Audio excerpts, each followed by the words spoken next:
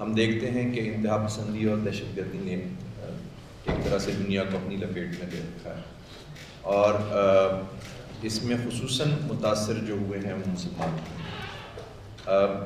آپ کی رائے اس معاملے میں آج کل بہت واضح طور پر سامنے آئی ہے اور لوگوں میں اب اس کو ایک قبول عام ملنا شروع ہوا ہے۔ آپ سے ہم جاننا چاہتے ہیں کہ یہ جو مسئلہ ہے، یہ مسئلہ پیدا کہاں سے ہوا ہے اور اس کا حل کیا ہے؟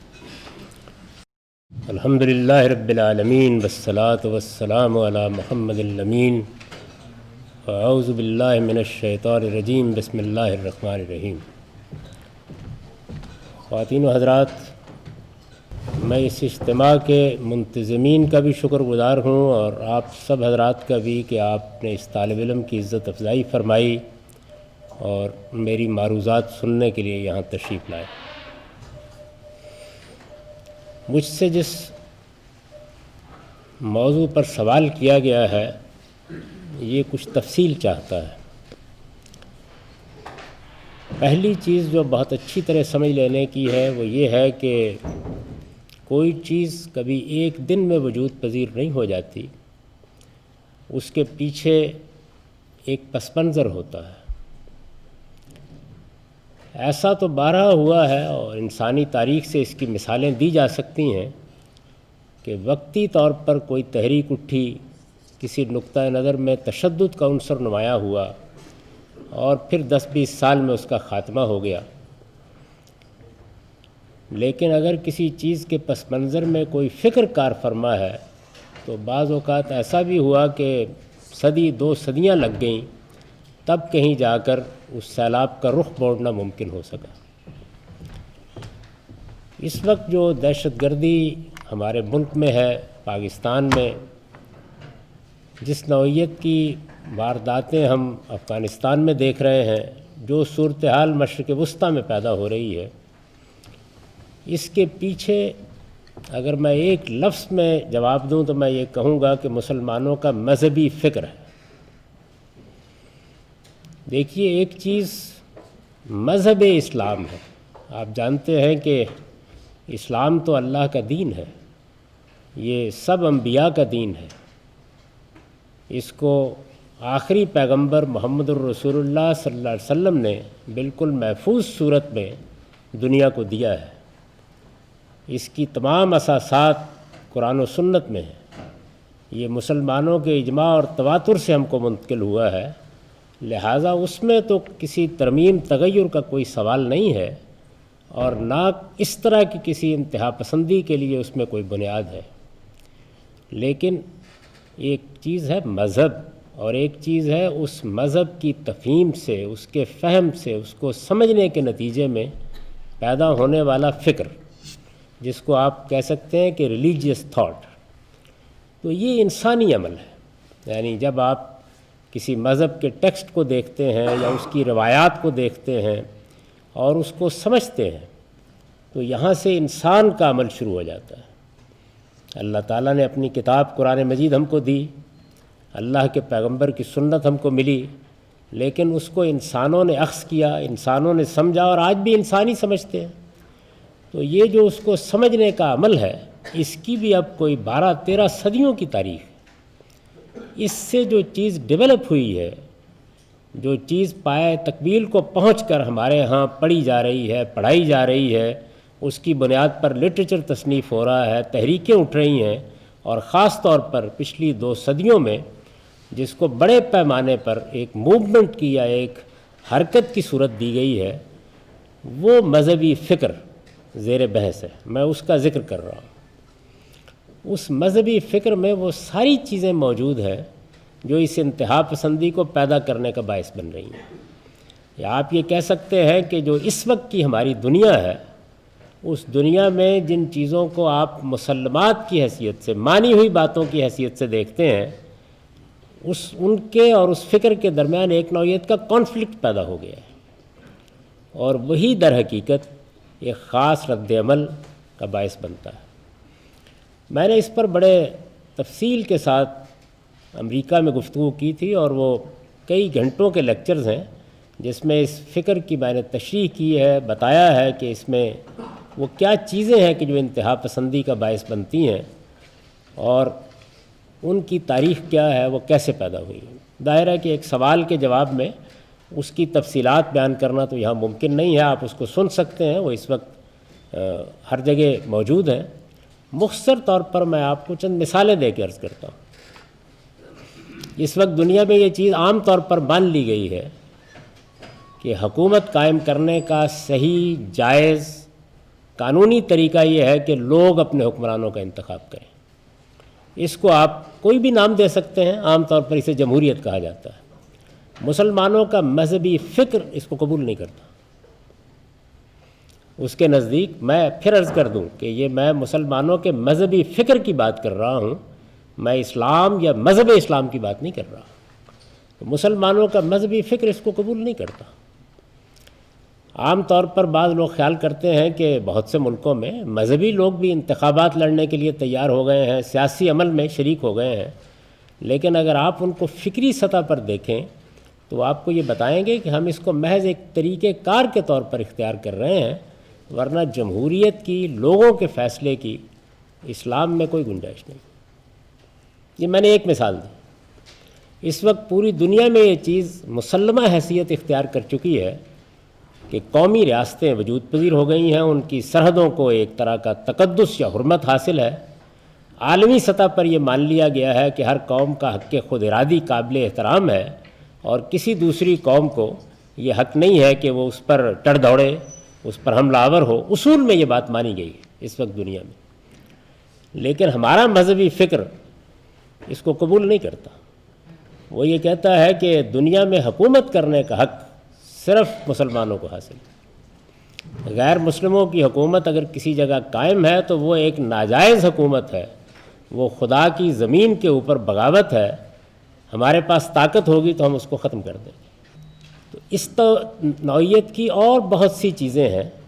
میں نے پچھلے دنوں ایک تفصیلی آرٹیکل لکھا تھا جو اردو اور انگریزی میں بیک وقت شائع ہوا پاکستان کے 2 بڑے اخبارات میں۔ اس میں نے بالکل متعین کر کے یہ بتایا کہ ایسی چیزیں 10 ہیں۔ اس نوعیت کی چیزیں مسلمانوں کے مذہبی فکر میں چونکہ موجود ہیں، وہ اس کی تبلیغ کرتے ہیں۔ یہ جو آپ کے دینی مدارس ہیں، اس میں نے بھی اسی نظام میں تعلیم پائی ہے، اس میں یہ پڑھی اور پڑھائی جاتی ہیں۔ اس سے ایک ذہن بنتا ہے، جو ذہن اس سے بنتا ہے وہ اصل میں اس دور حاضر کے مسلمات کو قبول نہیں کرتا۔ اب آپ فرمائیں گے کہ یہ معاملہ تو آج نہیں ہوا۔ یقیناً یہ معاملہ آج نہیں ہوا۔ ہم نے اپنے بچپن میں یہی کچھ پڑھا، اس کو سمجھا، اس کے دلائل جاننے کی کوشش کی، اور بھی بہت سے لوگ اس میں تعلیم پاتے ہیں۔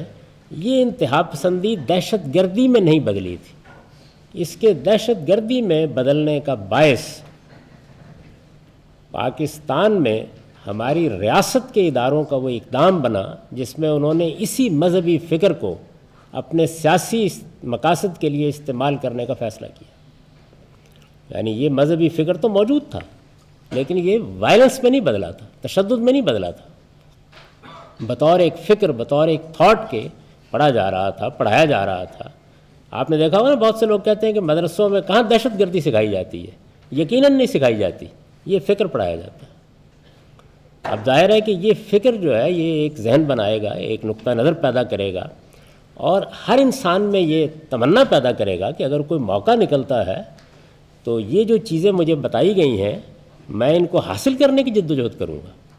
اس کا موقع ریاست پاکستان میں ہماری اسٹیبلشمنٹ نے پیدا کیا، اور یہ فیصلہ کیا کہ وہ انہی مذہبی لوگوں کو جو اس فکر میں پرورش پاتے ہیں اور اسی فکر کو استعمال کر کے اپنے سیاسی مقاصد اپنی مغربی اور مشرقی سرحدوں پر حاصل کرے گی۔ اس کے نتیجے میں مسلح تنظیمیں وجود میں آ گئیں، اور پہلی بار لوگوں کو یہ خیال ہوا کہ ہم اپنے ان مقاصد اور اس فکر کو دنیا میں روبہ عمل ہوتا دیکھ سکتے ہیں، اس کا امکان پیدا ہو گیا ہے۔ اصل میں یہ وہ رومانس ہے جس میں بہت بڑی تعداد میں لوگ مبتلا ہوئے ہیں، اور یہی لوگ ہیں جن کو آپ پاکستان میں بھی دیکھ رہے ہیں، یہی لوگ ہیں کہ جو مشرق وسطیٰ میں سامنے آئے ہیں۔ اس کی بنیاد یہاں سے ہے۔ اس لیے میں مسلسل یہ بات کہہ رہا ہوں، اور اب تو کم و بیش 30-35 سال ہو گئے مجھے یہ کہتے ہوئے، کہ اگر اس فساد کو ختم کرنا ہے تو اس کے لیے 3 اقدامات لازماً کرنے ہوں، اس کے بغیر نہیں ہو سکتا۔ ایک یہ کہ یہ جو فکر ہے، یہ مذہبی فکر جس کا میں نے ذکر کیا، ریاست سے متعلق لوگوں کو ایجوکیٹ کرنا ہوگا کہ اس کے بنیادی نکات کیا ہیں۔ جیسے کہ میں نے آپ کو بتایا کہ میں نے اسے 10 نکات میں بیان کر دیا ہے۔ اس کے بنیادی نکات کیا ہیں، ان کے پیچھے کیا آرگومنٹ ہے، اور اگر وہ صحیح ہے تو کیسے صحیح ہے، اور اگر وہ غلط ہے تو کس طرح غلط ہے۔ اس پر مسلمانوں کو اس زمانے میں ایجوکیٹ کرنا یہ گویا ایک مذہبی فریضہ بن گیا ہے۔ انتہا پسندی کا، دہشت گردی کا اگر خاتمہ کرنا ہے تو اس کے لیے پہلا قدم یہ اٹھانا پڑے گا کہ جو لوگ اس رو میں نہیں بہنا چاہتے وہ اس کی انڈرسٹینڈنگ پیدا کریں، یعنی ان کو یہ معلوم ہو کہ وہ کیا چیز ہے۔ میں نے 2 کی مثال دی، یہ محض بطور مثال ہے۔ وہ 10 کے 10 نکات کیا ہیں، ان کے پیچھے کیا آرگومنٹ ہے، ان میں کیا غلطی ہے، یہ فکر کیسے پیدا ہوا ہے، اس ایجوکیشن کی اب مسلمانوں کے ناگزیر ضرورت ہے۔ اس کے نتیجے میں مسلمانوں کا مذہبی فکر ریکنسٹرکٹ ہوگا۔ آپ کے علم میں ہوگا کہ علامہ اقبال نے اپنے آخری زمانے میں جو خطبات دیے ہیں اس کا انہوں نے عنوان رکھا تھا reconstruction of religious thought in Islam, مسلمانوں کے مذہبی فکر کی ریکنسٹرکشن، تشکیل جدید۔ کیوں نام رکھا تھا؟ اس لیے کہ وہ اس صورتحال کو جان گئے تھے، یعنی انہیں معلوم تھا کہ مسلمانوں کے مذہبی فکر میں یہ چیزیں موجود ہیں، اور اگر ان کو ریکنسٹرکٹ نہیں کیا گیا تو پھر عالمی تہذیب کے ساتھ ایک تصادم پیدا ہو جائے گا۔ یہ وہ تصادم ہے کہ جس کی ابتدا ہو گئی ہے کیونکہ ہم نے اس بات کو سنا نہیں اور اس کے بعد اپنی قوم کو ایجوکیٹ نہیں کیا۔ تو پہلی چیز یہ ہے کہ اس کے لیے نئی نسلوں کو، عام مسلمانوں کو ایجوکیٹ کرنا ہوگا۔ کوئی اور راستہ خدا کی زمین پر موجود نہیں ہوتا لوگوں کے ذہنوں کو تبدیل کرنے کے لیے۔ اگر یہ سچ ہے تو ہم سب کو اسی فکر پر کھڑے ہونا چاہیے، اور اگر یہ صحیح نہیں ہے تو اس کی غلطی مسلمانوں پر واضح کرنی چاہیے۔ دوسری چیز یہ ہے کہ جہاں جہاں مسلمانوں کے پاس حکومتیں ہیں، اور اس وقت آپ کو معلوم ہے کہ 50 سے زیادہ ممالک میں مسلمانوں کے پاس حکومتیں ہیں، وہاں کے تعلیمی نظام کو بہتر کیا جائے۔ اور تعلیمی نظام کو بالخصوص پاکستان کے تناظر میں یہ عرض کر رہا ہوں کہ یکساں تعلیم، پہلے 12 سال کی تعلیم جو معاشرہ اپنے بچوں کو دیتا ہے، 12 سال کی تعلیم وسیع البنیاد ہوتی ہے، براڈ بیس ہوتی ہے، وہ معاشرہ دیتا ہے، والدین، معاشرہ، قوم فیصلہ کرتی ہے کہ اپنے بچوں کو کیا دینا ہے۔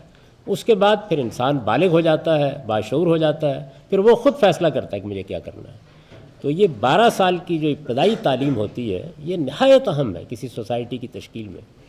یہ یکساں بھی ہونی چاہیے اور اس کی اصلاح بھی ہونی چاہیے۔ اس میں پے در پے خامیاں ہیں، اس کے بعض حصے بنیادی انسانی حقوق کے خلاف ہیں۔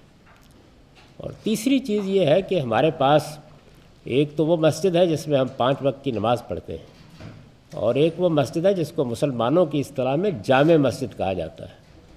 اس میں جمعہ کا ممبر قائم ہوتا ہے، اور مسلمانوں پر فرض عائد کیا گیا ہے کہ وہ ہفتے میں ایک دن اس ممبر کو سنیں۔ آپ جانتے ہیں کہ اسلامی قانون اور اسلامی شریعت میں وہ ممبر حکمرانوں کے ساتھ خاص ہے، کوئی عالم، کوئی فقیہ، کوئی مولوی اس پر کھڑا نہیں ہو سکتا۔ وہ ممبر بدقسمتی سے حکمرانوں کے بجائے علماء کو منتقل ہو چکا ہے، اور اس کے نتیجے میں اب کم سے کم میرے ملک میں تو کوئی مسجد اللہ کی مسجد نہیں ہے، وہ یا دیوبندیوں کی ہے، یا بریلویوں کی ہے، یا اہل حدیث کی ہے، یا شیعہ کی ہے، یا سنی کی ہے۔ تو مسجد خدا کی مسجد ہو اور ممبر حکمرانوں کو منتقل ہو جائے، کیونکہ اسلامی قانون یہی ہے۔ یہ 3 اقدامات آپ کریں گے تو انتہا پسندی کے خاتمے کی ابتدا ہوگی۔ اس کے بعد یہ خواب دیکھیے گا کہ دہشت گردی کیسے ختم کرنی، ورنہ اصل میں آپ شاخیں کاٹ رہے ہیں، جڑیں پوری قوت کے ساتھ موجود ہیں۔ تو یہ مختصر جواب ہے جو میں اس وقت دے سکتا تھا۔ آپ اس کو تفصیل سے سننا چاہیں تو غالباً 15-20 گھنٹے کے لیکچرز ہیں جن میں نے بڑی تفصیل کے ساتھ یہ بتایا ہے کہ وہ فکر کیا ہے، اس کے دلائل کیا ہیں، اور پھر یہ کہ اس میں خامی کہاں ہے، اس کے جواب میں کیا کہا جا سکتا ہے۔